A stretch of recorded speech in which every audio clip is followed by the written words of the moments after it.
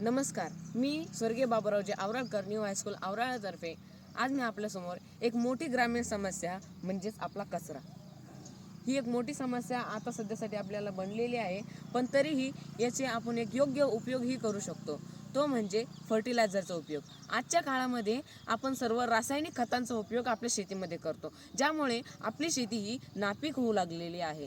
तरी आपण इथं ओल्या कचऱ्यापासून विविध प्रकारचे खत बनवू शकतो, जे की आपल्या शेतीसाठी अतिउत्तम ठरू शकतात, ज्याने आपल्या शेतकऱ्याचं उत्पन्नही वाढेल। तुम्ही इथं बघू शकतात की काही भाजीपाला आहे, वेस्ट मटेरियल आहे, काही ओला कचरा आहे, बघू शकता आपण इथं पोळी भाजी जी मुलांची उरलेली असते, काही प्रकार खिचडी आहे, उरलेले टोमॅटो आहे।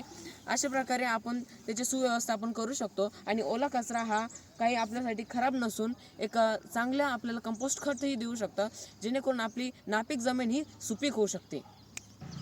तर आपण आता सुके कचऱ्याच्या मुद्द्यावर येऊया।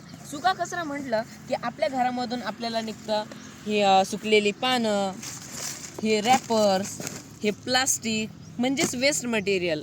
पण आपण वेस्टपासूनही काहीतरी बेस्ट बनवू शकतो, म्हणजे त्याला आपण रिसायकलही करू शकतो। आणि असे खूप सारे रिसायकलिंग सेंटर्स आहे, ज्यामध्ये आपण हा कचरा देऊन आपण त्याच्यापासून काहीतरी नवीन गोष्ट, इको फ्रेंडली गोष्टही बनवू शकतो। आणि असा हा ओल्या कचऱ्याच्या सुक्या कचऱ्यापासून ओल्या व सुक्या कचऱ्यापासून आपण एक सुव्यवस्थापन कसं लावलं याबद्दल तुम्हाला नक्कीच माहिती मिळाली आहे।